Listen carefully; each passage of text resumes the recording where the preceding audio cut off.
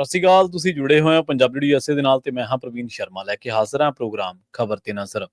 ਖਬਰ ਤੇ ਨਜ਼ਰ ਪ੍ਰੋਗਰਾਮ ਦੇ ਵਿੱਚ ਕਈ ਅਹਿਮ ਤੇ ਕਈ ਖਾਸ ਖਬਰਾਂ ਨੂੰ ਲੈ ਕੇ ਚਰਚਾ ਕਰਨ ਦੇ ਲਈ ਜੁੜ ਚੁੱਕੇ ਨੇ ਪੰਜਾਬ ਤੋਂ ਸੀਨੀਅਰ ਪੱਤਰਕਾਰ ਅਤੇ ਪੰਜਾਬ ਦੀ ਧਰਤੀ ਦੇ ਉੱਤੇ ਲੋਕ ਮੁੱਦਿਆਂ ਦੇ ਉੱਤੇ ਸੰਘਰਸ਼ ਕਰਨ ਵਾਲੇ ਪੱਤਰਕਾਰ ਦੀਪਕ ਸ਼ਰਮਾ ਚਨਾਰਥਲ ਜੀ। ਸ਼ਰਮਾ ਸਤਿ ਸ਼੍ਰੀ ਅਕਾਲ, ਸਵਾਗਤ ਹੈ ਜੀ ਪੰਜਾਬੀ USA ਤੇ। ਸਤਿ ਸ਼੍ਰੀ ਅਕਾਲ ਪ੍ਰਵੀਨ ਜੀ, ਸਾਰੇ ਦਰਸ਼ਕਾਂ ਨੂੰ ਸਰੋਤਿਆਂ ਨੂੰ ਪਿਆਰ ਭਰੀ ਸਤਿ ਸ਼੍ਰੀ ਅਕਾਲ। ਸਤਿ ਸ਼੍ਰੀ ਅਕਾਲ ਜੀ। ਪ੍ਰੋਗਰਾਮ ਦੇ ਵਿੱਚ ਅੱਗੇ ਵਧਣ ਤੋਂ ਪਹਿਲਾਂ ਧੰਨਵਾਦ ਕਰਦੇ ਚਲੇ ਸਪਾਂਸਰਸ ਦਾ ਜਿਹੜੇ ਜ਼ਰੀਆ ਬਣਦੇ ਨੇ ਇਹਨਾਂ ਪ੍ਰੋਗਰਾਮਾਂ ਨੂੰ ਤੁਹਾਡੇ ਤੱਕ ਪਹੁੰਚਾਉਣ ਦੇ ਲਈ। ਖਾਲਸਾ ਇੰਸ਼ੋਰੈਂਸ ਏਜੰਸੀ ਵਾਲੇ, ਜਿਨ੍ਹਾਂ ਤੋਂ ਤੁਸੀਂ ਹਰ ਤਰੀਕੇ ਦੀ ਇੰਸ਼ੋਰੈਂਸ ਲੈ ਸਕਦੇ ਹੋ। ਇੰਸ਼ੋਰੈਂਸ ਬਾਰੇ ਪਤਾ ਕਰਨ ਦੇ ਲਈ ਇਹਨਾਂ ਦਾ ਨੰਬਰ ਹੈ 468-272-2500। ਇਹ 1992 ਤੋਂ ਲਗਾਤਾਰ ਇੰਸ਼ੋਰੈਂਸ ਬਿਜ਼ਨਸ ਦੇ ਵਿੱਚ ਸ਼ਾਨਦਾਰ ਸੇਵਾਵਾਂ ਦੇ ਰਹੇ ਨੇ ਤੇ ਅਮਰੀਕਾ ਭਰ ਦੇ ਵਿੱਚ ਇੰਸ਼ੋਰੈਂਸ ਕਰਦੇ ਨੇ। ਓਬਾਮਾ ਕੇਅਰ, ਮੈਡੀਕੇਅਰ ਜਾਂ ਫਿਰ ਕਵਰਡ ਕੈਲੀਫੋਰਨੀਆ ਬਾਬਤ ਪਾਲਿਸੀ ਕਰਵਾਉਣ ਦੇ ਲਈ, ਸਲਾਹ ਲੈਣ ਦੇ ਲਈ ਅੱਜ ਹੀ ਕਾਲ ਕਰੋ 468-272-2500 ਤੇ। ਟਰਕੀਅਨ ਇਮੀਗ੍ਰੇਸ਼ਨ ਲਾ ਫਰਮ ਵਾਲੇ ਜੇ ਟਰਕੀਅਨ ਟੌਨੀ ਟਰਕੀਅਨ ਦੇ ਨਾਲ ਤੁਸੀਂ US ਇਮੀਗ੍ਰੇਸ਼ਨ ਬਾਬਤ ਕੋਈ ਵੀ ਸਲਾਹ ਕਰਨੀ ਹੈ ਤਾਂ ਇਹਨਾਂ ਦਾ ਨੰਬਰ ਹੈ 4159090503। ਗੁਰਦੀਪ ਸਿੰਘ ਬਿਰਦੀ ਕਲੋਵਿਸ, ਮਨਦੀਪ ਸਿੰਘ, ਸੰਦੀਪ ਕੌਰ ਸੈਨ ਹੋਜ਼ੇ, ਅਮਰੀਕ ਸਿੰਘ ਅਟਵਾਲ, ਜਰਨੈਲ ਸਿੰਘ ਯੂਬਾ ਸਿਟੀ, ਗੁਰਨਾਮ ਸਿੰਘ ਐਂਟੀਲੋਪ ਤੇ ਜਰਨੈਲ ਸਿੰਘ ਸਿਆਟਲ ਤੋਂ। ਇਹਨਾਂ ਸਾਰੇ ਹੀ ਸਪਾਂਸਰਸ ਦਾ ਬਹੁਤ ਬਹੁਤ ਧੰਨਵਾਦ। ਤੇ ਜੇਕਰ ਤੁਸੀਂ ਵੀ ਪੰਜਾਬੀ USA ਦੇ ਇਹਨਾਂ ਪ੍ਰੋਗਰਾਮਾਂ ਨੂੰ ਸਪਾਂਸਰ ਕਰਨਾ ਚਾਹੁੰਦੇ ਹੋ ਤਾਂ ਸਟੂਡੀਓ ਦਾ ਨੰਬਰ ਹੈ 4082725200। ਅੱਜ ਦਾ ਇਹ ਖਬਰ ਤੇ ਨਜ਼ਰ ਪ੍ਰੋਗਰਾਮ ਸਾਲ 2025 ਦੀ 1 ਜੁਲਾਈ ਦਾ ਪ੍ਰੋਗਰਾਮ ਹੈ ਤੇ ਦਿਨ ਅੱਜ ਮੰਗਲਵਾਰ ਹੈ। ਖਬਰਾਂ ਦੀ ਸ਼ੁਰੂਆਤ ਕਰੀਏ ਸ਼ਰਮਾ ਜੀ ਪੰਜਾਬ ਸਰਕਾਰ ਤੋਂ ਪੰਜਾਬ ਸਰਕਾਰ ਤੋਂ ਬਾਅਦ ਦੇ ਵਿੱਚ ਗੱਲ ਕਰਾਂਗੇ ਪੰਜਾਬ ਸਰਕਾਰ ਦੀ। ਤਾਂ ਪੰਜਾਬ ਦੇ ਵਿੱਚ ਆਪਾਂ ਅੱਜ ਇੱਕ ਅਜਿਹੇ ਭਾਈਚਾਰੇ ਦੇ ਬਾਰੇ ਗੱਲਬਾਤ ਕਰਾਂਗੇ ਜਿਹੜਾ ਮਿਨੋਰਟੀ ਦੇ ਵਿੱਚ ਆ ਪੂਰੇ ਦੇਸ਼ ਭਰ ਦੇ ਵਿੱਚ, ਪਰ ਪੰਜਾਬ ਤੇ ਜੰਮੂ ਕਸ਼ਮੀਰ ਦੋ ਵਾਹਦ ਅਜਿਹੇ ਸੂਬੇ ਨੇ ਜਿੱਥੇ ਮਿਨੋਰਟੀ ਮੈਜੋਰਟੀ ਦੇ ਵਿੱਚ ਆ। ਸਿੱਖ ਭਾਈਚਾਰਾ ਪੰਜਾਬ ਦੇ ਵਿੱਚ ਤੇ ਮੁਸਲਿਮ ਭਾਈਚਾਰਾ ਜਿਹੜਾ ਉਹ ਜੰਮੂ ਕਸ਼ਮੀਰ ਦੇ ਵਿੱਚ। ਦੇਸ਼ ਭਰ ਦੇ ਵਿੱਚ ਮਿਨੋਰਟੀ ਹੋਣ ਦੇ ਬਾਵਜੂਦ ਇੱਥੇ ਉਹ ਮੈਜੋਰਟੀ ਦੇ ਵਿੱਚ ਨੇ। ਪਰ ਇੱਕ ਰਿਪੋਰਟ, ਇੱਕ ਖਬਰ ਇਹ ਦਾਅਵਾ ਕਰ ਰਹੀ ਹੈ ਕਿ ਪੰਜਾਬ ਦੇ ਵਿੱਚ ਵੀ ਸਿੱਖ ਹੁਣ ਮਿਨੋਰਟੀ ਯਾਨੀ ਕਿ ਘੱਟ ਗਿਣਤੀ ਹੋ ਰਹੇ ਨੇ ਜੀ। ਪ੍ਰਵੀਨ ਜੀ, ਇਹ ਖਦਸ਼ਾ, ਇਹ ਫਿਕਰ ਕਾਫੀ ਸਮੇਂ ਤੋਂ ਪ੍ਰਗਟਾਇਆ ਜਾਂਦਾ ਰਿਹਾ ਕਈ ਪਹਿਲੂਆਂ ਤੋਂ ਕਿ ਜਿਸ ਕਦਰ ਪ੍ਰਵਾਸ ਵੱਧ ਗਿਆ ਪੰਜਾਬ ਤੋਂ, ਜਿਸ ਕਦਰ ਪੰਜਾਬੀ ਲੋਕ ਵਿਦੇਸ਼ਾਂ ਨੂੰ ਜਾ ਰਹੇ ਨੇ, ਸੋ ਇਹਦਾ ਮਤਲਬ ਪੰਜਾਬ 'ਚ ਪੰਜਾਬੀ ਵੀ ਘੱਟ ਗਿਣਤੀ ਹੋ ਜਾਣਗੇ ਤੇ ਜੇ ਪੰਜਾਬੀ ਘੱਟ ਗਿਣਤੀ ਹੋਣਗੇ ਤਾਂ ਵੱਡੀ ਗਿਣਤੀ ਪੰਜਾਬ 'ਚ ਸਿੱਖ ਭਾਈਚਾਰੇ ਦੀ ਹੈ ਤੇ ਮਤਲਬ ਸਿੱਖ ਵੀ ਪੰਜਾਬ 'ਚ ਘੱਟ ਗਿਣਤੀ ਹੋਣਗੇ। ਇਸ ਦਾ ਦੂਸਰਾ ਪਹਿਲੂ ਇਹ ਵੀ ਸੀਗਾ ਕਿ ਇੱਕ ਤਾਂ ਇਹ ਪਹਿਲੂ ਹੈ ਕਿ ਵਿਦੇਸ਼ ਜਾਣ ਕਰਕੇ ਸਾਡੀ ਗਿਣਤੀ ਘੱਟ ਰਹੀ ਹੈ। ਦੂਸਰਾ ਇਹ ਹੈ ਕਿ ਪੰਜਾਬ ਦੇ ਵਿੱਚ ਲਗਾਤਾਰ ਬਾਹਰਲੇ ਸੂਬਿਆਂ ਤੋਂ ਆਮਦ ਹੋ ਰਹੀ ਹੈ ਜੀ। ਉਸ ਆਮਦ ਦੇ ਨਾਲ ਮਤਲਬ ਕਿ ਇਹ ਹੈ ਕਿ ਜੀ ਪੰਜਾਬ 'ਚ ਸਿੱਖਾਂ ਦੀ ਗਿਣਤੀ ਘੱਟ ਜਾਣੀ ਹੈ। ਇਹਦਾ ਖਦਸ਼ੇ ਕਈ ਵਾਰ ਪ੍ਰਗਟਾਏ ਜਾਂਦੇ ਨੇ। ਹੁਣ ਇਹ ਤੱਥ ਸਾਹਮਣੇ ਆਉਣ ਲੱਗਾ ਕਿ ਬਿਲਕੁਲ ਸਕੂਲਾਂ ਦੀ ਵਿੱਚ ਜਵਾਕ ਜਿਹੜੇ ਦਾਖਲ ਨੇ ਉਹਨਾਂ ਦੇ ਹਵਾਲੇ ਨਾਲ ਇਹ ਅੰਕੜੇ ਸਾਹਮਣੇ ਆ ਰਹੇ ਨੇ ਕਿ ਜਿਹੜੇ ਮੁੱਢਲੀਆਂ ਪ੍ਰਾਇਮਰੀ ਕਲਾਸ ਵਾਲੇ ਵਿਦਿਆਰਥੀ ਨੇ ਉਹਨਾਂ ਦੀ ਗਿਣਤੀਆਂ ਦੇ ਵਿੱਚ ਪਿਛਲੀ ਵਾਰ ਦੇ ਮੁਕਾਬਲੇ 2011 ਦੀ ਜਨਗਣਨਾ ਦੇ ਮੁਕਾਬਲੇ ਹੁਣ ਤਾਜ਼ਾ ਜਿਹੜੀਆਂ ਰਿਪੋਰਟਾਂ ਆ ਰਹੀਆਂ ਨੇ ਉਹਦੇ ਅਨੁਸਾਰ ਬੱਚਿਆਂ ਦੀ ਗਿਣਤੀ ਘਟੀ ਹੈ। ਮਤਲਬ ਸਰਕਾਰੀ ਤੋਂ ਲੈ ਕੇ ਪ੍ਰਾਈਵੇਟ ਤੱਕ ਜਿੰਨੇ ਸਕੂਲ ਨੇ ਉਹਨਾਂ ਸਾਰਿਆਂ ਦੇ ਵਿੱਚ ਸਿੱਖ ਬੱਚਿਆਂ ਦੀ ਗਿਣਤੀ ਦਾ ਘਟਣਾ ਜਾਂ ਮਤਲਬ ਪੰਜਾਬ ਦੇ ਵਿੱਚ ਸਿੱਖ ਘੱਟ ਗਿਣਤੀ ਹੋ ਰਹੇ। ਹੁਣ ਬੇਸ਼ੱਕ ਇਹਦਾ ਦੂਆ ਪਾਸਾ ਇਹ ਹੈ ਕਿ ਪੰਜਾਬ ਦੇ ਵਿੱਚ ਪਿਛਲੀ ਵਾਰ ਦੇ ਮੁਕਾਬਲੇ ਮੁਸਲਮਾਨ ਭਾਈਚਾਰੇ ਦੀ ਗਿਣਤੀ ਥੋੜਾ ਜਿਹਾ ਇਜ਼ਾਫਾ ਦੇਖਿਆ ਜਾ ਰਿਹਾ, ਹਿੰਦੂ ਭਾਈਚਾਰੇ ਦੀ ਗਿਣਤੀ 'ਚ ਖਾਸਾ ਇਜ਼ਾਫਾ ਦੇਖਿਆ ਜਾ ਰਿਹਾ ਜੀ। ਸੋ ਇਹਦਾ ਮਤਲਬ ਪੰਜਾਬ ਦੇ ਵਿੱਚ ਹਿੰਦੂ ਬਹੁ ਗਿਣਤੀ ਹੋ ਜਾਣਗੇ, ਪਰ ਸੱਚਾਈ ਉਹਦੇ ਵਿੱਚ ਇਹ ਵੀ ਹੋਊਗੀ ਕਿ ਪੰਜਾਬ 'ਚ ਜੇ ਹਿੰਦੂ ਬਹੁ ਗਿਣਤੀ ਵੀ ਹੋਣਗੇ ਤਾਂ ਉਹ 'ਚ ਪੰਜਾਬੀ ਹਿੰਦੂ ਘੱਟ ਹੋਣਗੇ। ਹੁਣ ਉਹਨਾਂ ਦੀ ਵੀ ਗਿਣਤੀ ਘਟਣੀ ਹੈ ਤੇ ਬਾਹਰਲਿਆਂ ਦੀ ਵੱਧ ਜਾਣੀ ਹੈ ਤੇ ਦਿਖਣ ਨੂੰ ਇਹ ਲੱਗੂਗਾ ਕਿ ਹਾਂ ਵੀ ਉਹ ਵੱਧ ਗਏ, ਪਰ ਅਸਲ 'ਚ ਪੰਜਾਬ 'ਚ ਪੰਜਾਬੀਆਂ ਦੀ ਘੱਟ ਗਿਣਤੀ ਹੋ ਜਾਣੀ ਹੈ। ਹੁਣ ਮੇਰੇ ਕੋਲ ਰਿਪੋਰਟ ਪਈ ਹੈ, ਇਹ ਅਜੀਤ ਅਖਬਾਰ ਨੇ ਪ੍ਰਕਾਸ਼ਿਤ ਕੀਤੀ ਹੈ। ਠੀਕ ਹੈ ਜੀ। ਪੰਜਾਬ ਸਿੱਖ ਬੱਚਿਆਂ ਦੀ ਘਟਦੀ ਜਾ ਰਹੀ ਗਿਣਤੀ ਚਿੰਤਾ ਦਾ ਸਬਬ। ਕਹਿੰਦੇ ਜੀ ਸਿੱਖ ਨੌਜਵਾਨਾਂ ਦਾ ਵਿਦੇਸ਼ ਪ੍ਰਵਾਸ ਅਤੇ ਦੂਜੇ ਰਾਜਾਂ ਤੋਂ ਪ੍ਰਵਾਸੀਆਂ ਦੀ ਵੱਡੀ ਆਮਦ ਨੇ ਪੰਜਾਬ ਦੀ ਜਨਸੰਖਿਆ 'ਚ ਸਿੱਖ ਬਹੁ ਗਿਣਤੀ ਨੂੰ ਘੱਟ ਗਿਣਤੀ ਦੀ ਸਥਿਤੀ ਵੱਲ ਧੱਕ ਦਿੱਤਾ ਹੈ। ਯੂਨੀਫਾਈਡ ਡਿਸਟ੍ਰਿਕਟ ਇਨਫੋਰਮੇਸ਼ਨ ਸਿਸਟਮ ਦੁਆਰਾ ਐਜੂਕੇਸ਼ਨ ਪਲੱਸ ਦੀ 2023-24 ਦੀ ਰਿਪੋਰਟ ਮੁਤਾਬਕ ਪੰਜਾਬ ਦੇ ਸਕੂਲਾਂ 'ਚ ਸਿੱਖ ਬੱਚਿਆਂ ਦੀ ਗਿਣਤੀ ਘਟਣ ਨਾਲ ਸੂਬੇ ਦੀ ਸਿੱਖ ਆਬਾਦੀ 'ਚ ਗਿਰਾਵਟ ਸਪਸ਼ਟ ਦੇਖੀ ਜਾ ਰਹੀ ਹੈ। ਰਿਪੋਰਟ ਅਨੁਸਾਰ ਮੁੱਢਲੇ ਪੱਧਰ ਤੇ 3 ਤੋਂ 8 ਸਾਲ ਦੇ ਜਵਾਕ 3 ਤੋਂ 8 ਸਾਲ ਦੇ ਜਵਾਕਾਂ ਉੱਤੇ ਸਕੂਲਾਂ 'ਚ ਸਿੱਖ ਬੱਚਿਆਂ ਦੀ ਪ੍ਰਤੀਸ਼ਤਤਾ 49% ਹੈ, ਜੋ ਕਿ 2011 ਦੀ ਜਨਗਣਨਾ ਅਨੁਸਾਰ 57.7% ਸੀ ਜੀ। ਪੂਰੇ ਪੰਜਾਬ 'ਚ ਚਾਹੇ ਉਹ ਪ੍ਰਾਈਵੇਟ ਹੈ, ਚਾਹੇ ਸਰਕਾਰੀ ਹੈ, ਚਾਹੇ ਉਹ ਕਰੈਚ ਹੈ ਤੇ ਚਾਹੇ ਉਹ ਆਂਗਣਵਾੜੀ ਹੈ, ਚਾਹੇ ਉਹ ਪਹਿਲੀ ਕੱਚੀ ਵਾਲਾ ਸਕੂਲ ਹੈ, 3 ਤੋਂ 8 ਸਾਲ ਦੇ ਜਿਹੜੇ ਕੁੱਲ ਜਵਾਕ ਬਾਹਰ ਨਿਕਲੇ ਸਕੂਲਾਂ ਕਰੈਚਾਂ ਦੇ ਲਈ, ਉਹਦੇ ਵਿੱਚ ਸਿੱਖ ਵਿਦਿਆਰਥੀਆਂ ਦੀ ਗਿਣਤੀ 49% ਹੈ, ਜਿਹੜੀ ਕਿਸੇ ਸਮੇਂ 57.7% ਹੁੰਦੀ ਸੀ ਜੀ। ਇਹਦਾ ਮਤਲਬ ਕਿ ਸਿੱਧੀ ਸਾਡੀ 8.7% ਦੀ ਗਿਣਤੀ ਘਟ। ਤੇ ਜੇ ਇਹ ਸ਼ੁਰੂਆਤੀ ਹੈ ਤਾਂ ਇਸੇ ਨੇ ਕੱਲ ਨੂੰ ਜਵਾਨ ਹੋਣਾ, ਇਸੇ ਨੇ ਕੱਲ ਨੂੰ ਪ੍ਰਵਾਨ ਚੜ੍ਹਨਾ, ਇਹੀ ਗਿਣਤੀ ਮਿਣਤੀ ਬਣਨੀ ਅੱਗੇ। ਇਹਦਾ ਮਤਲਬ ਸਾਡੀ ਕੁੱਲ ਜਨਸੰਖਿਆ ਚ ਸਿੱਖ ਪੰਜਾਬ ਚ ਘੱਟ ਗਿਣਤੀ ਹੋ ਰਹੀ ਹੈ, ਇਹ ਸਪਸ਼ਟ ਹੁੰਦੇ। ਉਹ ਕਹਿੰਦੇ ਜੀ ਪੰਜਾਬ ਚ ਜਨਮ ਦਰ 2011 ਦੇ ਮੁਤਾਬਕ 5,11,000 ਤੋਂ 2020 ਤੱਕ ਆਉਂਦੀ ਹੈ 3,81,000 ਤੱਕ ਘਟੀ ਹੈ। ਇਸ ਗਿਰਾਵਟ ਦਾ ਮੁੱਖ ਕਾਰਨ ਸਿੱਖ ਨੌਜਵਾਨਾਂ ਦਾ ਵਿਦੇਸ਼ ਪ੍ਰਵਾਸ, ਠੀਕ ਹੈ, ਉੱਤਰ ਪ੍ਰਦੇਸ਼, ਬਿਹਾਰ ਵਰਗੇ ਸੂਬਿਆਂ ਤੋਂ ਪ੍ਰਵਾਸੀਆਂ ਦੀਆਂ। ਪ੍ਰਵੀਨ ਜੀ, ਜਦੋਂ ਇੱਥੋਂ ਜਿਹੜਾ ਪੰਜਾਬ ਦਾ ਜਵਾਕ ਹੈ ਉਹ ਸਿੱਖ ਭਾਈਚਾਰੇ ਦਾ, ਜੇ ਸਿੱਖ ਬਹੁ ਗਿਣਤੀ ਦਾ ਜ਼ਿਆਦਾ ਬੱਚੇ ਵੀ ਉਹਨਾਂ ਦੇ ਜਾਣਗੇ ਵਿਦੇਸ਼ ਨੂੰ, ਤੇ ਉਹ ਜੇ ਦੂਸਰੇ ਭਾਈਚਾਰੇ ਨੇ ਪੰਜਾਬੀਆਂ ਦੇ, ਉਹਨਾਂ ਦੇ ਵੀ ਜਾ ਰਹੇ ਨੇ। ਸੋ ਉਹ ਕਹਿੰਦੇ ਕਿ ਜਿਹੜਾ ਜਵਾਕ ਜਾ ਰਿਹਾ ਉਹ ਕੋਈ +2 ਕਰਕੇ ਜਾ ਰਿਹਾ, ਕੋਈ BA ਕਰਕੇ ਜਾ ਰਿਹਾ, ਕੋਈ ਵਿਆਹ ਕਰਾ ਕੇ ਉੱਥੇ ਜਾ ਰਿਹਾ, ਤੇ ਫਿਰ ਉਹਨਾਂ ਦੀ ਅਗਲੀ ਪੀੜ੍ਹੀ ਤਾਂ ਵਿਦੇਸ਼ ਚ ਜੰਮੂਗੀ। ਬਿਲਕੁਲ, ਇੱਥੇ ਪੀੜ੍ਹੀ ਜੰਮ ਨਹੀਂ ਰਹੀ। ਪਰ ਜਿਹੜੇ ਇੱਥੇ ਮਜ਼ਦੂਰੀ ਕਰਨ, ਲੇਬਰ ਕਰਨ ਆ ਰਹੇ ਨੇ, ਉਹ ਨਾਲ ਆਪਣੀ ਨਾਬਿਆਹੀ ਨੂੰ ਲਿਆ ਰਹੇ ਨੇ, ਜਾਂ ਇੱਥੇ ਆ ਕੇ ਵਿਆਹ ਕਰਾ ਰਹੇ ਨੇ, ਜਾਂ ਆਪਣੇ ਛੋਟੇ ਜਵਾਕਾਂ ਨੂੰ ਲਿਆ ਰਹੇ ਨੇ, ਇੱਥੇ ਆ ਕੇ ਆਧਾਰ ਕਾਰਡ ਬਣਾ ਰਹੇ ਨੇ, ਵੋਟ ਬਣਾ ਰਹੇ ਨੇ, ਉਹ ਇੱਥੇ ਦੇ ਵਸਨੀਕ ਪੜ ਰਹੇ ਨੇ, ਉਹਨਾਂ ਦੀ ਗਿਣਤੀ ਵਧ।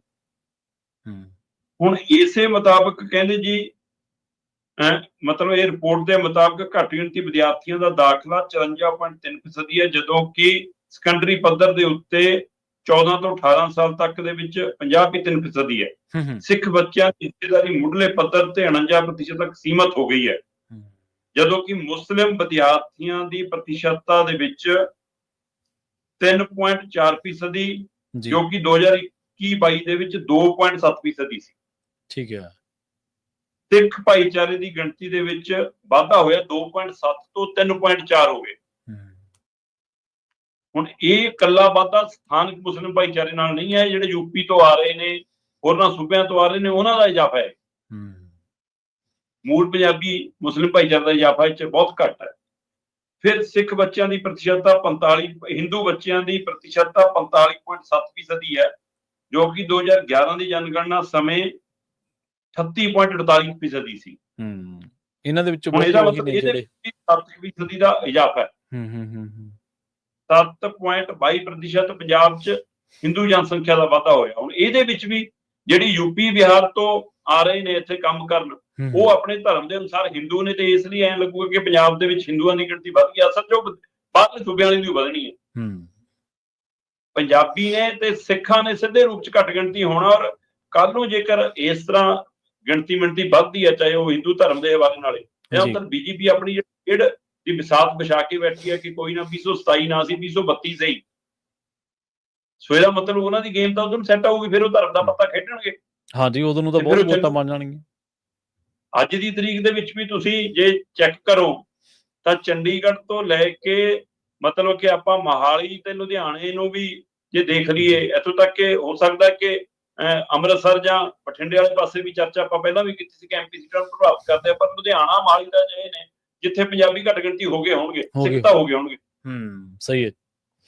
ਆਹ ਅੰਕੜੇ ਇੱਕ ਇਸ ਗੱਲ ਦਾ ਫਿਕਰ ਪਟਾਉਂਦੇ ਨੇ ਕਿ ਕੱਲ ਨੂੰ ਪੰਜਾਬ ਦੀ ਤਸਵੀਰ, ਪੰਜਾਬ ਦਾ DNA ਮੁਹਾਂਦਰਾ ਇਹ ਰਹੂਗਾ ਜਾਂ ਨਹੀਂ ਰਹੂਗਾ। ਆਪਾਂ ਬਹੁਤ ਦੇਰ ਪਹਿਲਾਂ, ਮੈਨੂੰ ਲੱਗਦਾ ਘੱਟੋ ਘੱਟ ਸਾਲ 1.5 ਸਾਲ ਪਹਿਲਾਂ ਆਪਾਂ ਗੱਲ ਕੀਤੀ ਸੀ ਕਿ ਪੰਜਾਬ 'ਚ ਸਪਾ ਸੈਂਟਰ ਖੁੱਲ ਰਹੇ ਨੇ, ਉਹਨਾਂ 'ਚ ਪੰਜਾਬੀਆਂ ਦਾ ਸਪਾ ਨਹੀਂ ਹੈ। ਸ਼ਾਇਦ ਗਿਆਨੀ ਹਰਪ੍ਰੀਤ ਸਿੰਘ ਹੋਰਾਂ ਨੇ ਇਹ ਖੱਸਾ ਪ੍ਰਗਟਾਇਆ ਸੀ, ਜਿਹਨੂੰ ਲੈ ਕੇ ਕਾਫੀ ਚਰਚਾ ਵੀ ਹੋਈ ਸੀ, ਪਰ ਉਹਦੇ ਤੇ ਕੋਈ ਕੰਮ ਨਹੀਂ ਹੋ ਰਿਹਾ। ਸੋ ਇਸ ਲਈ ਪੰਜਾਬ ਦਾ DNA ਵੀ ਬਦਲ ਜਾਣਾ, ਪੰਜਾਬ ਦੀ ਤਸਵੀਰ ਵੀ ਬਦਲ ਜਾਣੀ ਹੈ, ਤੇ ਪੰਜਾਬ 'ਚ ਪੰਜਾਬੀ ਵੀ, ਤੇ ਜੇ ਪੰਜਾਬੀ ਘੱਟ ਗਿਣਤੀ ਹੈ ਤਾਂ ਸਿੱਖ ਘੱਟ ਗਿਣਤੀ ਆਪੇ ਹੈ ਜੀ। ਸੋ ਇਸ ਲਈ ਮੁਲਕ 'ਚ ਘੱਟ ਗਿਣਤੀ ਜਿਹੜਾ ਸਿੱਖ ਭਾਈਚਾਰਾ, ਉਹ ਪੰਜਾਬ 'ਚ ਵੀ ਘੱਟ ਗਿਣਤੀ ਹੋਣ ਜਾ ਰਿਹਾ। ਫਿਰ ਪੰਜਾਬ ਪੰਜਾਬੀਆਂ ਦਾ ਰਹੂਗਾ ਜਾਂ ਨਹੀਂ, ਸਿੱਖਾਂ ਦਾ ਰਹੂਗਾ ਜਾਂ ਨਹੀਂ, ਇਹ ਸਵਾਲ ਖੜਾ ਹੋ ਜਾਣਾ। ਹਾਂਜੀ, ਬਿਲਕੁਲ, ਇਹ ਬਹੁਤ ਵੱਡਾ ਸਵਾਲ ਹੈ ਸ਼ਰਮਾ ਜੀ, ਕਿਉਂਕਿ ਜਦੋਂ ਕੋਈ ਭਾਈਚਾਰਾ ਉੱਥੇ ਘੱਟ ਗਿਣਤੀ ਦੇ ਵਿੱਚ ਹੁੰਦਾ, ਨਾ ਸਿਰਫ ਉਹ ਭਾਈਚਾਰੇ ਦੀ ਗੱਲ ਆ, ਬਲਕਿ ਉਹਨਾਂ ਦੀ ਸੱਭਿਅਤਾ, ਉਹਨਾਂ ਦਾ ਕਾਰ ਵਿਹਾਰ, ਉਹ ਸਾਰੀਆਂ ਚੀਜ਼ਾਂ ਜਿਹੜੀਆਂ ਨੇ ਉਹ ਖਤਰੇ ਦੇ ਵਿੱਚ ਪੈ ਜਾਂਦੀਆਂ ਨੇ। ਜਿਹੜੀਆਂ ਚੀਜ਼ਾਂ ਨੇ ਉਹ ਸੰਘਰਸ਼ ਕਰ ਰਹੇ ਸੀਗੇ, ਮੰਨ ਲਓ ਪਾਣੀਆਂ ਦੇ ਲਈ ਹੈ, ਉਹ ਕਿਸੇ ਨੇ ਨਹੀਂ ਕਰਨਾ। ਉਹ ਉਹਨਾਂ ਦੀ ਕੋਈ ਰਾਜਧਾਨੀ ਹੈ ਜਾਂ ਕੋਈ ਹੋਰ ਹੀਲੇ ਵਸੀਲੇ ਹੈ, ਉਹ ਕਿਉਂਕਿ ਜਿਹੜੇ ਦੂਜੇ ਹੋਣਗੇ ਉਹ ਆਪਣੀਆਂ ਪਹਿਲ ਉਹਨਾਂ ਦੀ ਕੋਈ ਹੋਰ ਹੋਊਗੀ, ਇਹਨਾਂ ਲਈ ਤਾਂ ਲੜ ਨਹੀਂ ਸਕਣਗੇ। ਇਸ ਕਰਕੇ ਮੁਹਾਂਦਰਾ ਵੀ ਬਦਲ ਜਾਣਾ। ਪ੍ਰਵੀਨ ਜੀ, ਪੰਜਾਬ ਦੇ ਵਿੱਚ ਜੇ ਆਪਾਂ ਹਿੰਦੂ ਧਰਮ ਦੇ ਹਵਾਲੇ ਨਾਲ ਵੀ ਦੇਖੀਏ ਜੀ ਸਾਡੀਆਂ ਉਹ ਰੀਤਾਂ ਰੀਤੀ ਰਿਵਾਜ ਜਮਨਾ ਪਾਲ ਵਾਲਿਆਂ ਨਾਲ ਨਹੀਂ ਰਲਦੇ। ਬਿਲਕੁਲ ਸਹੀ, ਬਿਲਕੁਲ। ਪਰ ਪੰਜਾਬ ਦੇ ਵਿੱਚ ਖਾਸ ਕਰ ਸ਼ਹਿਰੀ ਮੰਦਿਰਾਂ ਦੇ ਵਿੱਚ ਜਿਹੜੇ ਹੁਣ ਪੁਜਾਰੀ ਬਣ ਕੇ ਆ ਰਹੇ ਨੇ ਉਹ ਜ਼ਿਆਦਾਤਰ ਬਾਹਰਲੇ ਨੇ। ਸਹੀ ਆ। ਤੇ ਉਹ ਫਿਰ ਜਦੋਂ ਘਰਾਂ 'ਚ ਕੋਈ ਖੁਸ਼ੀ ਗਮੀ ਵਾਲੇ ਪ੍ਰੋਗਰਾਮ ਹੁੰਦੇ ਨੇ ਉਹ ਆਪਣੇ ਢੰਗ ਤਰੀਕੇ ਅਪਣਾਉਣ ਲੱਗ ਪਏ। ਤੇ ਇਹਦਾ ਮਤਲਬ ਹੁਣ ਵਾਲੇ ਅਸੀਂ ਤਾਂ ਟੋਕ ਲਾਂਗੇ ਕਿ ਬਈ ਸਾਡੇ ਇਹ ਰਿਵਾਜ ਨਹੀਂ ਐ ਨਾ ਕਰਨਾ। ਸਹੀ ਗੱਲ, ਬਿਲਕੁਲ। ਪਰ ਅਗਲੀਆਂ ਆਉਣ ਵਾਲੀਆਂ ਪੀੜ੍ਹੀਆਂ ਨੂੰ ਤਾਂ ਜੋ ਰਟਿਆ ਮਿਲੂਗਾ ਉਹ ਪੜ੍ਹਨਗੇ। ਸੋ ਇਹਦਾ ਮਤਲਬ ਪੰਜਾਬ ਦੇ ਸਮੁੱਚੀ, ਮੈਂ ਤਾਂ ਹੀ ਗੱਲ ਕੀਤੀ ਹੈ ਕਿ ਇਹ ਸਵਾਲ ਹਿੰਦੂ ਸਿੱਖ ਤੋਂ ਉੱਪਰ ਉੱਠ ਕੇ ਪੰਜਾਬ ਦੀ ਤਸਵੀਰ ਬਦਲਣ ਵਾਲਾ, ਇਹਦੇ ਉੱਤੇ ਗੌਰ ਕਰਨ ਦੀ। ਜੀ ਬਿਲਕੁਲ। ਦੇਖੋ ਇੱਥੇ ਤਾਂ ਹੁਣ ਸਿਆਸੀ ਪਾਰਟੀਆਂ ਨੂੰ ਇਸੇ ਕਰਕੇ ਕਹਿਣਾ ਪਿਆ ਨਾ, ਖਾਸ ਕਰਕੇ ਅਕਾਲੀ ਦਲ ਨੂੰ, ਅਸੀਂ ਛਠ ਪੂਜਾ ਵਾਸਤੇ ਤੁਹਾਡਾ ਬੰਦੋਬਸਤ ਕਰਕੇ ਦਿਆਂਗੇ। ਉਹ ਇਹੋ ਜਿਹੇ ਤਿਉਹਾਰ ਪਹਿਲਾਂ ਤਾਂ ਹੈ ਨਹੀਂ ਸੀ ਕਿ ਸੁਖਬੀਰ ਸਿੰਘ ਬਾਦਲ ਨੇ ਕਿਹਾ ਸੀ, ਵਾਅਦਾ ਕੀਤਾ ਸੀ ਉਹਨਾਂ ਨੇ। ਹਾਂਜੀ, ਫਿਰ ਰਾਜਨੀਤਿਕ ਪਾਰਟੀਆਂ ਪੰਜਾਬੀਆਂ ਨੂੰ ਤਾਂ ਗਿਣਨੀਆਂ ਨਹੀਂ, ਗਿਣਨੀਆਂ ਥੋੜੋ। ਬਿਲਕੁਲ। ਅਗਰ ਕਹਿਣਗੇ ਤੁਹਾਡੀ ਵੋਟ ਦੀ ਲੋੜ ਹੀ ਨਹੀਂ, ਇਸ ਤਾਂ ਉਹ ਸਸਤੀ ਖਰੀਦ ਹੁੰਦੀ ਉਹ ਖਰੀਦਾਂਗੇ। ਜੀ ਬਿਲਕੁਲ। ਸੋ ਅਗਲੀ ਗੱਲ ਕਰੀਏ ਵਿਕਰਮ ਮਜੀਠੀਆ ਦੀ। ਐਨਸੀਬੀ ਤਿਆਰੀ ਕਰ ਰਿਹਾ, ਕਹਿੰਦੇ ਵਿਕਰਮ ਮਜੀਠੀਆ ਤੋਂ ਪੁੱਛਗਿੱਛ ਕਰਨੀ ਹੈ।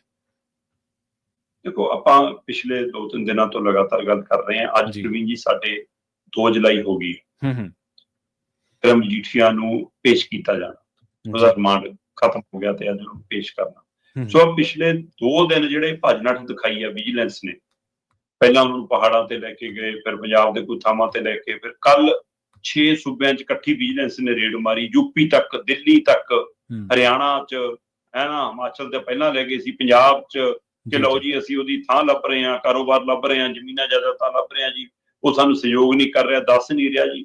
ਮਤਲਬ ਇੱਕ ਪਾਸੇ ਤੁਸੀਂ ਕਹਿ ਰਹੇ ਹੋ ਕੰਪਨੀਆਂ ਦਾ ਲੈਣ ਦੇਣ ਦਾ ਗੜਬੜ ਘੁਟਾਲਾ ਹੈ ਜੀ, ਆਹ ਕਾਗਜ਼ਾਂ 'ਚ ਫੜ ਹੋ ਗਿਆ ਜੀ ਸਾਰਾ ਕੁਛ, ਤੇ ਜੇ ਤੁਹਾਨੂੰ ਪਤਾ ਉਹਦੀਆਂ ਜਾਇਦਾਦਾਂ ਜਾ ਕੇ ਸੀਜ਼ ਕਰ ਦਿਓ।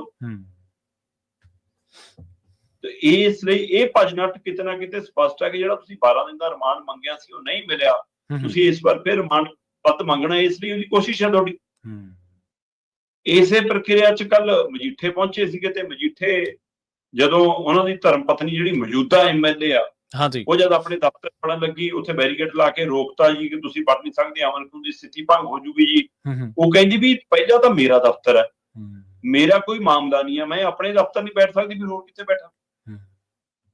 ਤੇ ਤੁਸੀਂ ਚੈੱਕ ਕਰਨਾ ਕਰੋ, ਮੇਰੀ ਹਾਜ਼ਰੀ ਤਾਂ ਕਰੋ, ਕੀ ਪਤਾ ਤੁਸੀਂ ਇਕੱਲੇ ਵੜ ਕੇ ਕੀ ਕਰ ਰਹੇ ਹੋ ਉੱਥੇ, ਤੁਹਾਡਾ ਏਦਾਂ ਵੜਨ ਦਾ ਕੀ ਮਤਲਬ? ਚੰਗੀ ਬਹਿਸ ਤਕਰਾਰ ਹੋਈ, ਉੱਥੇ ਜਵਾਬ ਤਾਂ ਨਹੀਂ ਪੁਲਿਸ ਤੰਤਰ ਕੋਲ ਕੋਈ। ਪਰ ਇਹ ਇੱਕ ਗੱਲ ਦਾ ਪ੍ਰਗਟਾਵਾ ਜ਼ਰੂਰ ਕਰਦਾ ਕਿ ਜੇ ਵਿਕਰਮ ਮਜੀਠੀਆ ਜਿਹੜਾ ਆਪਣੇ ਆਪ ਨੂੰ ਮਾਝੇ ਦਾ ਜਰਨੈਲ ਕਹਾਉਂਦਾ ਹੈ, ਜਿਹਦੇ ਉੱਤੇ ਕਿੰਨੇ ਤਰ੍ਹਾਂ ਦੇ ਸਵਾਲ ਖੜੇ ਨੇ, ਪਰ ਉਹ ਸਰਕਾਰ ਨੂੰ ਘੇਰ ਰਿਹਾ ਸੀ, ਹੈ ਨਾ, ਤੇ ਉਹ ਪਹੁੰਚ ਅਪਰੋਚ ਵਾਲਾ ਟੱਬਰ ਤੇ ਸਾਬਕਾ ਮੰਤਰੀ ਤੇ ਉਹਦੀ ਘਰ ਵਾਲੀ ਮੌਜੂਦਾ ਐਮਐਲਏ, ਜੇ ਉਹਦੇ ਨਾਲ ਤੰਤਰ ਦਾ ਵਿਵਹਾਰ ਇਹੋ ਜਿਹਾ, ਤੇ ਆਮ ਲੋਕਾਂ ਨਾਲ ਕੀ ਹੁੰਦਾ ਹੋਊਗਾ, ਜਿੱਥੇ ਨਾ ਮੋਬਾਈਲ ਆਉਣ, ਨਾ ਕੈਮਰਾ ਆਉਣ, ਨਾ ਮੀਡੀਆ ਵਾਲਾ, ਨਾ ਕੋਈ ਉੱਥੇ ਕਿਵੇਂ? ਇਹ ਸਪਸ਼ਟ ਪ੍ਰਗਟਾਵਾ ਹੈ। ਸਵਾਲ ਇਹ ਨਹੀਂ ਹੈ ਜੇ ਵਿਕਰਮ ਮਜੀਠੀਆ ਦਾ ਕੋਈ ਮਸਲਾ ਹੈਗਾ, ਜੇ ਆਮਦਨ ਤੋਂ ਵੱਧ ਜਾਇਦਾਦ ਦਾ, ਤਾਂ ਵੀ ਕਾਨੂੰਨੀ ਤੌਰ ਤੇ ਜੋ ਕਾਰਵਾਈ ਹੋਣੀ ਚਾਹੀਦੀ ਹੈ ਕਰੋ, ਜੇ ਡਰੱਗ ਵਾਲਾ ਤਾਂ ਵੀ ਉਹਦੀ ਜੋ ਕਾਰਵਾਈ ਬਣਦੀ ਹੈ ਕਰੋ, ਪਰ ਕਾਨੂੰਨੀ ਪ੍ਰਕਿਰਿਆ ਤਾਂ ਦਿਖਣੀ ਚਾਹੀਦੀ ਹੈ। ਜੇ ਉਹਦੇ ਖਿਲਾਫ ਵੀ ਲੋਕਾਂ ਨੂੰ ਲੱਗੀ ਜਾਂਦਾ ਕਿ ਪੁਲਿਸ ਧੱਕਾ ਕਰਦੀ ਹੈ ਵੀ, ਹੈ ਨਾ, ਇਹ ਵਧੀਕੀ ਹੈ ਵੀ, ਏਦਾਂ ਨਹੀਂ ਹੋਣਾ ਚਾਹੀਦਾ, ਤੇ ਫਿਰ ਹਿਸਾਬ ਲਾਓ ਆਮ ਲੋਕਾਂ ਨਾਲ ਚੌਂਕ ਚਰਾਹੇ, ਗਲੀਆਂ ਮੁਹੱਲੇ, ਪਿੰਡਾਂ ਘਰਾਂ 'ਚ ਵੜ ਕੇ ਕੀ ਕਰਦੀ ਹੈ ਪੁਲਿਸ, ਇਹਦਾ ਅੰਦਾਜ਼ਾ ਲਾਓ। ਇਹ ਸਾਰੀ ਪ੍ਰਕਿਰਿਆ ਦੇ ਦਰਮਿਆਨ ਇਹ ਜਾਣਕਾਰੀ ਬਾਹਰ ਆਉਣ ਲੱਗੀ ਕਿ ਐਨਸੀਬੀ ਨਾਰਕੋਟਿਕਸ ਕੰਟਰੋਲ ਬਿਊਰੋ ਤਿਆਰੀ ਕਰ ਰਿਹਾ ਜੀ, ਉਹਨੇ ਵਿਜੀਲੈਂਸ ਤੱਕ ਪਹੁੰਚ ਅਪਰੋਚ ਕੀਤੀ ਹੈ ਕਿ ਸਾਨੂੰ ਸਾਰੇ ਦਸਤਾਵੇਜ਼, ਸਾਰਾ ਕੇਸ ਉਪਲਬਧ ਕਰਾਇਆ ਜਾਵੇ, ਅਸੀਂ ਇਸ ਮਾਮਲੇ ਤੇ ਪੁੱਛਗਿੱਛ ਕਰਨੀ ਵਿਕਰਮ ਮਜੀਠੀਆ। ਠੀਕ ਹੈ। ਤੇ ਕਹਿੰਦੇ ਜੀ ਆਮ ਆਦਮੀ ਪਾਰਟੀ ਇਸ ਗੱਲ ਤੇ ਇਤਰਾਜ਼ ਵੀ ਪ੍ਰਗਟਾ ਰਹੀ ਹੈ, ਇਤਰਾਜ਼ ਅਗਲਿਆਂ ਦਾ ਵਾਜਬ ਹੈ। ਆਮ ਆਦਮੀ ਪਾਰਟੀ ਦਾ ਇਤਰਾਜ਼ ਕਿ ਵੀ ਮਾਮਲਾ ਸਾਡੇ ਕੋਲ ਜੇ ਤੁਹਾਡੇ ਹੱਥ ਚਲਾ ਗਿਆ, ਫਿਰ ਸ਼ਾਇਦ ਮੰਨਿਆ ਜਾਂਦਾ ਕਿ ਇਹਦੀ ਸੈਟਿੰਗ ਨਾ ਹੋ ਜਾਵੇ ਜੀ।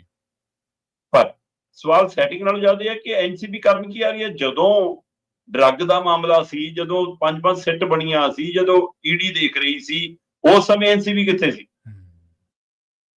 ਤੇ ਹੁਣ ਤਾਂ ਮਾਮਲਾ ਹੀ ਅਗਲੇ ਕਹਿੰਦੇ ਆਮਦਨ ਤੋਂ ਵੱਧ ਜਾਇਦਾਦ ਦਾ, ਜੇ ਡਰੱਗ ਵਾਲਾ ਤਾਂ ਮਸਲਾ ਹੀ ਨਹੀਂ ਕੋਈ ਬਣਿਆ ਜੀ, ਤੇ ਫਿਰ ਐਨਸੀਬੀ ਕੀ ਕਰਨ ਆ ਰਹੀ? ਸੋ ਇਸ ਲਈ ਇਹ ਕੋਈ ਸਿਆਸੀ ਖੇਡ ਵੀ ਹੋ ਰਿਹਾ, ਇਹਦੇ ਤੇ ਚਰਚਾ। ਦੂਸਰੇ ਪਾਸੇ ਵਿਕਰਮ ਮਜੀਠੀਆ ਦਾ ਵਕੀਲ, ਇਹਨਾਂ ਦੀ ਵਿਕਰਮ ਮਜੀਠੀਆ ਦੇ ਪੇਜ ਦੇ ਉੱਤੇ ਵੀ ਉਹਦੀ ਮੈਂ ਕਿਹਾ ਵੀਡੀਓ ਅਪਡੇਟ ਹੈ, ਉਹਨੇ ਕਈ ਥਾਵਾਂ ਤੇ ਮੀਡੀਆ 'ਚ ਵੀ ਗੱਲ ਕੀਤੀ। ਉਹ ਕਹਿੰਦਾ ਵੀ ਐਨਡੀਪੀਐਸ ਦੀ ਇੱਕ ਛੋਟੀ ਜਿਹੀ ਧਾਰਾ ਲਾ ਕੇ ਵੀ ਦਿਖਾ ਦੇਣ, ਕਹਿੰਦਾ ਮੈਂ ਵਕਾਲਤ ਛੱਡ ਦੂੰਗਾ। ਠੀਕ ਹੈ, ਦਿਖਾਉਣ ਤਾਂ ਅਸੀਂ NDPS ਦੀ ਕੋਈ ਧਾਰਾ ਹੀ ਨਹੀਂ ਬਣਦੀ ਇਸ ਮਸਲੇ 'ਚ। ਕਹਿੰਦੇ ਕਿ ਇਹ ਲੋਕਾਂ ਨੂੰ ਕੁਛ ਦੱਸਦੇ ਨੇ, ਕਰ ਕੁਛ ਰਹੇ ਨੇ। ਕਹਿੰਦੇ ਰੌਲਾ ਪਾਈ ਕਿ 29 ਮੋਬਾਈਲ ਕਹਿੰਦੇ ਮੁੱਖ ਮੰਤਰੀ ਬੋਲੀ ਜਾਂਦਾ, ਇਹਨਾਂ ਦੇ ਲੀਡਰ ਵੀ ਬੋਲੀ ਜਾਂਦੇ। ਕਹਿੰਦੇ ਇੱਕ ਨਹੀਂ ਬਰਾਮਦਗੀ ਹੈਗਾ ਪੁਲਿਸ ਦੇ ਰਿਕਾਰਡ 'ਚ। ਤਾਂ ਫਿਰ ਇਹਦਾ ਮਤਲਬ ਸੱਚ ਝੂਠ 'ਚ ਫਰਕ ਕਿਉਂ ਆ ਰਿਹਾ? ਤੇ ਜਿਹੜੇ ਬਿਕਰਮ ਮਜੀਠੀਆ ਖਿਲਾਫ ਲੋਕਾਂ 'ਚ ਰੋਸਾ ਸੀ, ਉਸ ਰੋਸੇ 'ਚੋਂ ਵੀ ਆਪ ਨੂੰ ਵੋਟਾਂ ਪਈਆਂ ਸੀ। ਅੱਜ ਉਸੇ ਬਿਕਰਮ ਮਜੀਠੀਆ ਖਿਲਾਫ ਕਿਤੇ ਆਪਣੀਆਂ ਗਲਤੀਆਂ ਕਰਕੇ ਆਮ ਆਦਮੀ ਪਾਰਟੀ ਸਿੰਪਥੀ ਨਹੀਂ ਪੈਦਾ ਕਰ ਰਹੀ। ਜੀ ਬਿਲਕੁਲ ਸਹੀ ਹੈ। ਇਹ ਵੀ ਚਰਚਾ ਤੁਰ ਪਈ ਹੈ। ਜਦੋਂ ਕਿ ਆਪਾਂ ਕੱਲ ਵੀ ਗੱਲ ਕਰਕੇ ਹਟੇ, ਚੰਨੀ ਵਾਲਾ ਮਾਮਲਾ, ਚੰਨੀ ਹੋਰੀ ਹੁਣ ਗਵਾਹੀ ਦੇਣ ਨੂੰ ਵੀ ਤਿਆਰ ਨੇ, ਪਰ ਪ੍ਰਗਟ ਸਿੰਘ ਨੂੰ 2-3 ਦਿਨਾਂ ਦੇ ਕੁਝ ਬੋਲਦੇ ਨਹੀਂ ਦਿਖ ਰਿਹਾ ਕਿਤੇ।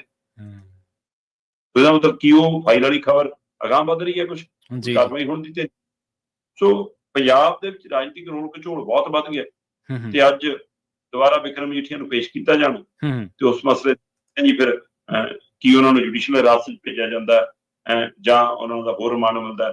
ਜੇ ਰਿਮਾਂਡ ਮਿਲਦਾ ਫਿਰ ਜ਼ਮਾਨਤ ਹੋਰ ਅੱਗੇ ਜਾ ਸਕਦੀ ਹੈ, ਨਹੀਂ ਜ਼ਮਾਨਤ ਵਾਲੀ ਪ੍ਰਕਿਰਿਆ ਫਿਰ ਸ਼ੁਰੂ ਹੋਊਗੀ। ਜੀ ਤੇ ਸ਼ਰਮਾ ਜੀ, ਅਗਲੀ ਗੱਲ ਕਰੀਏ ਆਪਾਂ। ਸਕੂਲਾਂ ਦੇ ਵਿੱਚ ਜਦੋਂ ਅਰਥ ਸ਼ਾਸਤਰ ਪੜ੍ਹਾਇਆ ਜਾਂਦਾ ਸੀਗਾ ਜਾਂ ਕਾਲਜ ਦੇ ਵਿੱਚ ਜਾਂ ਕਿਸੇ ਕੋਲੇ ਇਕਨੋਮਿਸਟ ਹੁੰਦੀ ਸੀ, ਤਾਂ ਇਹਦੇ ਨਾਲ ਜਦੋਂ ਘਰਾਂ ਦੇ ਵਿੱਚ ਵੀ ਜਾਂ ਲੋਕਾਂ ਦੀਆਂ ਡਿਬੇਟਾਂ ਸੁਣਦੇ ਆ ਤਾਂ ਉਹ ਕਹਿੰਦੇ ਕਿ ਕਰਜ਼ਾ ਜਿਹੜਾ ਉਹ ਕੋਈ ਬਹੁਤੀ ਪ੍ਰਾਪਤੀ ਜਾਂ ਉਹ ਤੁਹਾਡੇ ਲਈ ਇੱਕ ਬਹੁਤ ਵੱਡੀ ਸਿਰਦਰਦੀ ਹੈ। ਦੁਨੀਆ ਭਰ ਦੇ ਵਿੱਚ ਇਹ ਵੀ ਚਰਚਾ ਚੱਲਦੀ ਹੈ ਵੀ ਇਕੋਨਮੀ ਦੇਸ਼ ਰੋੜਨਗੇ ਕਿਵੇਂ, ਕਿਉਂਕਿ ਇਕੋਨਮੀ ਹਰ ਇੱਕ ਮੁਲਕ ਦੇ ਉੱਤੇ ਕਰਜ਼ਾ ਜਿਹੜਾ ਉਹਦੇ ਵਿੱਚੋਂ ਬਾਹਰ ਚੜ੍ਹਦਾ ਜਾ ਰਿਹਾ। ਪਰ ਇਹ ਪੰਜਾਬ ਸਰਕਾਰ ਇਹ ਕਿੱਥੋਂ ਪੜ੍ਹ ਕੇ ਆਈ ਹੈ? ਕਿਹੜੇ ਸਕੂਲਾਂ ਯੂਨੀਵਰਸਿਟੀਆਂ ਦੇ ਵਿੱਚੋਂ ਪੜ੍ਹ ਕੇ ਆਈ ਹੈ? ਕਿਹੜਾ ਇਹਨਾਂ ਦਾ ਅਧਿਆਪਕ ਹੈ, ਕਿਹੜਾ ਗੁਰੂ ਹੈ ਜਿਹੜੇ ਇਹ ਕਹਿ ਰਹੇ ਨੇ ਕਿ ਕਰਜ਼ਾ ਸਾਡੀ ਪ੍ਰਾਪਤੀ ਹੈ? ਜੀ ਪ੍ਰਵੀਨ ਜੀ, ਆਮ ਆਦਮੀ ਪਾਰਟੀ ਨੇ ਜਦੋਂ ਸੱਤਾ 'ਚ ਆਉਣਾ ਸੀ ਜੀ, ਜਦੋਂ ਹੱਥ ਪੈਰ ਮਾਰ ਰਹੀ ਸੀ, ਤਦੋਂ ਦਾ ਇੱਕ ਨਾਰਾ ਹੁੰਦਾ ਸੀ, ਪੰਜਾਬ ਨੂੰ ਜੀ ਨਸ਼ਾ ਮੁਕਤ ਕਰ ਦਿਆਂਗੇ, ਪੰਜਾਬ ਨੂੰ ਕਰਜ਼ਾ ਮੁਕਤ ਕਰ ਦਿਆਂਗੇ। ਨਾ ਨਸ਼ਾ ਮੁਕਤ ਹੋਇਆ, ਨਾ ਕਰਜ਼ਾ ਮੁਕਤ ਹੋਇਆ। ਜੀ ਸਹੀ ਹੈ। ਸਿਆਸਤ ਹੋਰ ਭੰਗ ਹੋ ਗਈ। ਤੁਸੀਂ ਰੇਤ ਚੋਂ, ਸ਼ਰਾਬ ਚੋਂ ਪੈਸਿਆਂ ਦੀ ਆਮਦ ਦੇ ਐਂ ਗਣਾਉਂਦੇ ਸੀ ਆંકੜੇ ਕਿ ਲੋਕਾਂ ਨੂੰ ਐਂ ਦਿਖਦਾ ਸੀ ਕਿ ਬੋਰੀਆਂ ਡਿੱਗ ਰਹੀਆਂ ਨੇ ਤੇ ਖਜ਼ਾਨਾ ਭਰਿਆ ਪਿਆ ਤੇ ਪੰਜਾਬ ਬਾਗੋ-ਬਾਗ। ਜੀ ਪਰ ਹੁਣ ਤੁਸੀਂ ਇਸ ਗੱਲ ਦੀ ਜਦੋਜਹਿਦ ਕਿ ਹਾਏ ਸਾਡਾ ਕਰਜ਼ਾ ਰੋਕ ਲਿਆ, ਲਓ ਜੀ ਅਸੀਂ ਕਰਜ਼ਾ ਲੈ ਲਿਆ, ਸਾਨੂੰ ਕਰਜ਼ਾ ਮਿਲ ਗਿਆ, ਤੁਸੀਂ ਇਹਨੂੰ ਪ੍ਰਾਪਤੀਆਂ ਵਜੋਂ, ਆਪਣੀ ਜਿੱਤ ਵਜੋਂ ਦਰਜ ਕਰਾਉਣ ਲੱਗ ਪਏ। ਕੇਂਦਰ ਨੇ 16,000 ਕਰੋੜ ਦਾ ਸਾਡਾ ਸਾਲਾਨਾ ਕੁੱਲ ਕਰਜ਼ੇ ਚੋਂ ਕਰਜ਼ੇ ਦੀ ਲਿਮਟ ਰੋਕ ਲਈ ਕਿ 16,000 ਕਰੋੜ ਦੇ ਕਰੀਬ ਅਸੀਂ ਤੁਹਾਡਾ ਕਰਜ਼ਾ ਕੱਟ ਕਰ ਰਹੇ ਹਾਂ ਜੀ। ਤੇ ਹਰਪਾਲ ਚੀਮਾ ਜੀ ਕਹਿੰਦੇ ਲਓ ਜੀ ਆਪਣੀ ਸੈਟਲਮੈਂਟ ਹੋ ਗਈ, 4,000 ਕਰੋੜ ਸਾਨੂੰ ਮਿਲਣਾ ਮਨਜ਼ੂਰ ਹੋ ਗਿਆ। ਪ੍ਰਾਪਤੀ ਆ ਬਈ ਤੁਹਾਡੀ।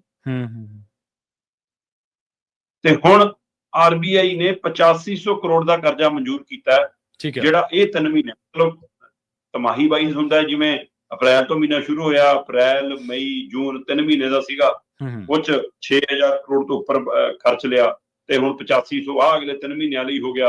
ਉਹ ਤੋਂ ਬਿਨਾਂ ਖੁੱਲੇ ਬਾਜ਼ਾਰ ਤੋਂ ਚੱਕਿਆ ਜਾ ਰਿਹਾ ਹੈ ਨਾ, ਹੋਰ ਅਦਾਰਿਆਂ ਦੇ ਹਵਾਲੇ ਨਾਲ ਆ ਰਿਹਾ ਕਰਜ਼ਾ। ਸੋ ਸਿੱਧੇ ਕਰਜ਼ੇ ਦੇ ਰੂਪ ਦੇ ਵਿੱਚ ਇਹ 6 ਮਹੀਨਿਆਂ ਦਾ ਕਰਜ਼ਾ ਹੀ 14,741 ਕਰੋੜ ਹੋ ਗਿਆ। ਠੀਕ ਹੈ।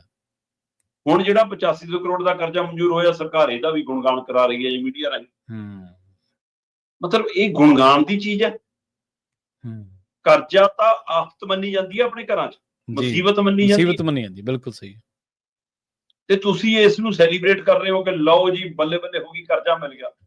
ਤੇ ਆਹ 8500 ਕਰੋੜ ਜਿਹੜਾ ਕਰਜ਼ਾ ਮਿਲਿਆ, ਤੁਸੀਂ ਇਸ ਦੀ ਵਰਤੋਂ ਦੇ ਅੰਦਾਜ਼ੇ ਤੋਂ ਹਿਸਾਬ ਲਾ ਲਓ ਕਿ ਸਾਡਾ ਕਿਵੇਂ ਬਾਲ-ਬਾਲ ਬੰਨੇ ਆ ਤੇ ਇਹਨਾਂ ਦੇ ਕੋਈ ਅਸਰ ਨਹੀਂ ਸਰਕਾਰ ਦੇ ਉੱਤੇ। ਨਾ ਇਹ ਆਪਣੇ ਖਰਚੇ ਘਟਾ ਰਹੇ ਨੇ, ਨਾ ਕੰਟਰੋਲ ਕਰਨ ਦੀ ਸਥਿਤੀ 'ਚ ਨੇ। ਹਰ ਹਫ਼ਤੇ 500 ਤੋਂ 1500 ਕਰੋੜ ਇਹਦੇ ਚੋਂ ਕੱਢ ਲਿਆ ਕਰਨਾ ਜੀ ਕਰਜ਼ੇ ਦੇ ਵਿੱਚ। 500 ਤੋਂ 1500 ਕਰੋੜ ਹਰ ਹਫ਼ਤੇ, ਦਿਨ ਨਹੀਂ ਟੱਪਣ ਦੇਣਾ ਜੀ। ਇਹ 8500 ਕਰੋੜ ਕਹਿੰਦੇ ਜੀ 8 ਜੁਲਾਈ ਨੂੰ ਅਸੀਂ 500 ਕਰੋੜ ਕੱਢ ਲੈਣਾ। 1 ਜੁਲਾਈ ਤੋਂ ਸ਼ੁਰੂ ਹੋ ਗਈ ਇਹਦੀ ਮਿਆਦ, 8 ਜੁਲਾਈ ਨੂੰ 500 ਕਰੋੜ ਕੱਢ ਲੈਣਾ। 15 ਜੁਲਾਈ ਨੂੰ ਫੇਰ 500 ਕਰੋੜ ਕੱਢ ਲਾਂਗੇ, 22 ਜੁਲਾਈ ਨੂੰ ਫੇਰ 500 ਕਰੋੜ ਕੱਢ ਲਾਂਗੇ ਤੇ 29 ਜੁਲਾਈ ਨੂੰ ਫੇਰ 500 ਕਰੋੜ ਕੱਢ ਲਾਂਗੇ। ਲਓ ਜੀ ਜੁਲਾਈ ਮਹੀਨਾ 29 ਦੇ ਨੇੜੇ ਆ ਕੇ ਮੁੱਕਿਆ ਤੇ ਅਗਸਤ ਮਹੀਨਾ ਚੜ੍ਹਦੇ ਹੀ 5 ਅਗਸਤ ਨੂੰ ਸਿੱਧਾ 1500 ਕਰੋੜ ਕੱਢਾਂਗੇ ਜੀ ਕਹਿੰਦੇ। ਫਿਰ 12 ਅਗਸਤ ਨੂੰ ਫਿਰ 1000 ਕਰੋੜ, 19 ਅਗਸਤ ਨੂੰ ਫਿਰ 500 ਕਰੋੜ। ਲਓ ਜੀ 19 ਤੋਂ ਬਾਅਦ ਥੋੜਾ ਜਿਹਾ ਸਾਹ ਹੋਊਗਾ, ਪਰ 2 ਸਤੰਬਰ ਨੂੰ ਅਸੀਂ 1500 ਕਰੋੜ ਫਿਰ ਕੱਢ ਲੈਣਾ। ਫਿਰ 9 ਸਤੰਬਰ ਨੂੰ ਫਿਰ 500 ਕਰੋੜ, 23 ਸਤੰਬਰ ਨੂੰ ਫਿਰ 500 ਕਰੋੜ, 30 ਸਤੰਬਰ ਨੂੰ ਫਿਰ 1000 ਕਰੋੜ।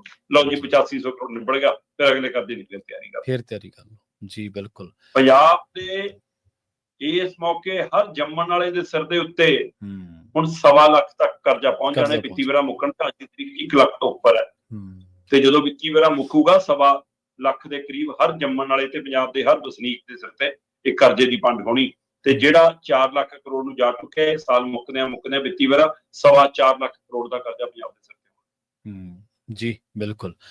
ਸ਼ਰਮਾ ਜੀ, ਤੁਸੀਂ ਜਦੋਂ ਅਕਾਲੀ ਦਲ ਦੀ ਪੋਲਿਟਿਕਸ ਬਾਰੇ ਗੱਲ ਕਰਦੇ ਹੋ ਨਾ, ਤੁਸੀਂ ਹਵਾਲਿਆਂ ਦੇ ਨਾਲ ਸਮਝਾਉਣੇ ਹੁੰਦੇ ਆ ਵੀ ਆਹ ਮਸਲਿਆਂ ਤੇ ਜਾਂ ਇਹਨਾਂ ਮੁੱਦਿਆਂ ਤੇ ਅਕਾਲੀ ਦਲ ਕੋਲੇ ਜਿਹੜਾ ਸਮਾਂ ਸੀਗਾ, ਉਹਨਾਂ ਕੋਲੇ ਮੌਕਾ ਸੀ ਲੜਾਈ ਲੜਨ ਦਾ, ਪਰ ਉਹ ਖੁੰਝ ਕੇ ਉਹਨਾਂ ਨੇ ਨਾ ਲੜਾਈ ਲੜਨ ਤਾਂ ਦੂਰ ਦੀ ਗੱਲ, ਉਹਨਾਂ ਨੇ ਕੋਈ ਟਿੱਪਣੀ ਕਰਨੀ ਵੀ ਵਾਜਬ ਜਿਹੜੀ ਆ ਉਹ ਨਹੀਂ ਸਮਝੀ।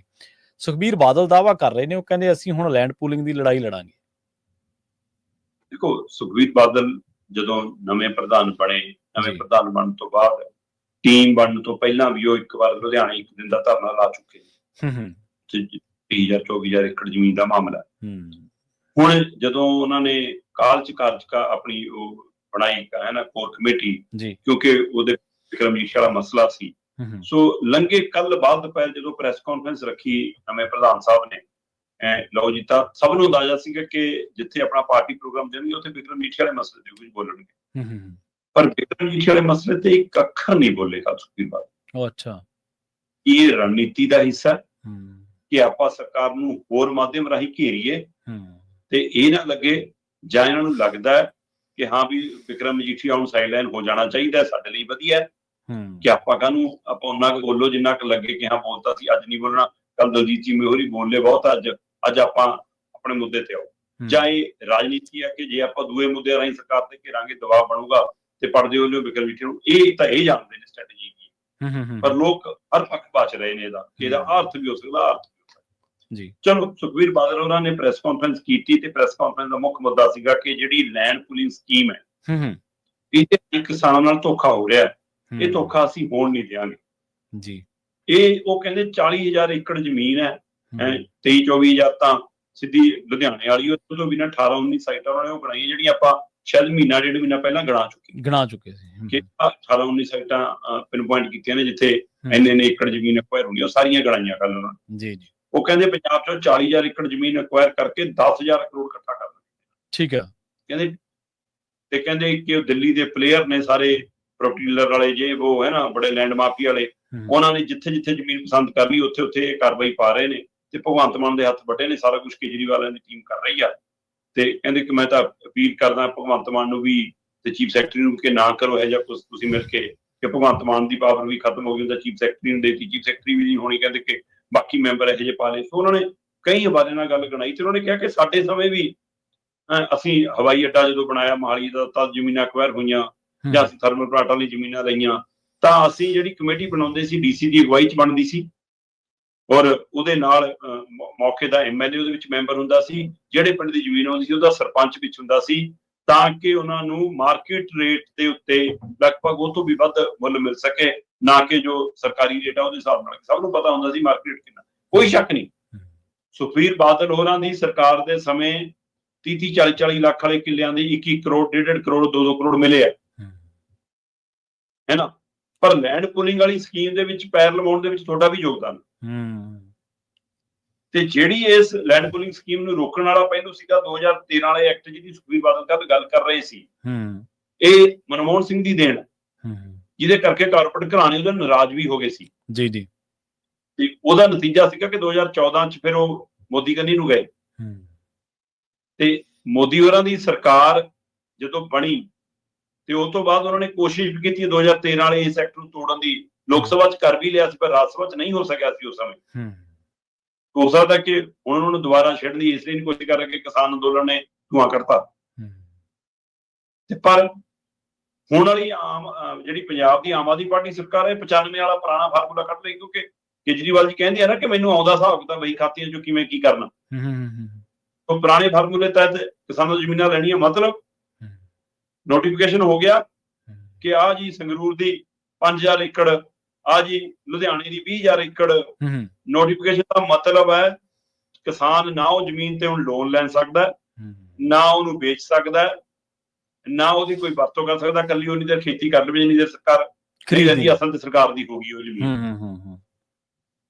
ਤੇ ਫਿਰ ਤੁਹਾਨੂੰ ਜੋ ਪਲਾਟ ਮਿਲ ਜੂਗਾ ਜੀ, ਤੁਹਾਨੂੰ ਉਹਦੇ ਵਿੱਚੋਂ ਸ਼ੋਰੂਮ ਮਿਲ ਜੂਗਾ ਜੀ, ਲੈ ਲਿਓ ਜਦੋਂ 10 ਸਾਲ ਲੱਗਣਗੇ ਜਾਨੂੰ। ਪਰ ਇਹਨਾਂ ਨੇ ਆਪਣਾ ਮੌਕੇ ਦਾ ਪੈਸਾ ਇਕੱਠਾ ਵੀ ਕਰ ਜਾਣਾ ਤੇ ਗੋਲ ਵੀ ਕਰਨਾ। ਇਹਦੇ ਉੱਤੇ ਸੁਖਬੀਰ ਬਾਦਲ ਕਹਿੰਦੇ ਅਕਾਲੀ ਦਲ ਲੜਾਈ ਲੜੂਗਾ, ਇਹ 40,000 ਏਕੜ ਅਸੀਂ ਨਹੀਂ ਜਾਣ ਦਿਆਂਗੇ।